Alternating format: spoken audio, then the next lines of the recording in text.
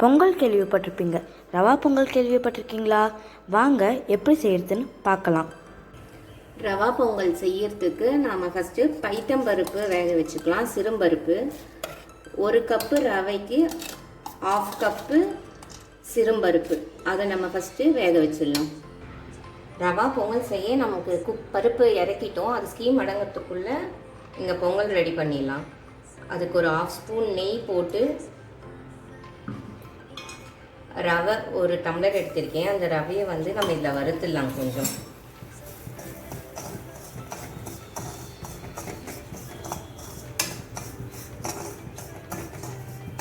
இந்த அளவுக்கு வறுபட்ட உடனே நம்ம இதை ஒரு பாத்திரத்தில் மாற்றிக்கலாம். இப்போ நம்ம அதே கடாயில் 2 குழி கரண்டி எண்ணெய் போட்டுட்டு நெய் 2 ஸ்பூன், இது நல்லா காஞ்ச உடனே மிளகு, சீரகம், கறிவேப்பிலை இது எல்லாமே நம்ம அதில் மிக்ஸ் பண்ணிடலாம்.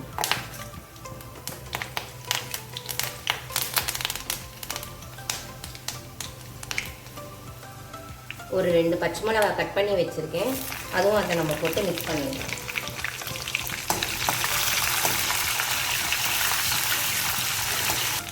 இந்த அளவுக்கு நல்லா புரிஞ்ச உடனே முந்திரி இதிலே மிக்ஸ் பண்ணிடலாம்.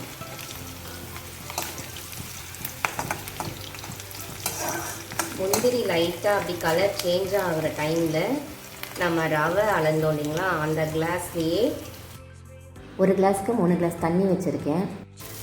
அதிலே இப்போ நம்ம உப்பு சேர்த்துடலாம்.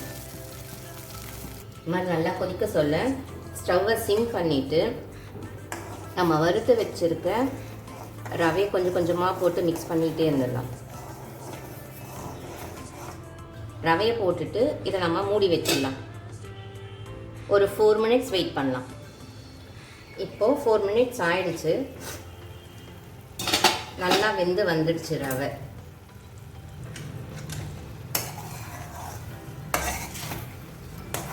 இந்த மாதிரி நல்லா மிக்ஸ் பண்ணிவிட்டு நம்ம பைத்தம்பருப்பு வேக வச்சோம் இல்லைங்களா,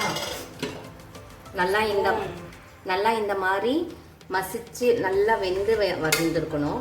அதை நம்ம இதில் மிக்ஸ் பண்ணிக்கலாம். இதை நாம் எல்லாம் ஒன்றா மிக்ஸ் பண்ணிடலாம். இப்போ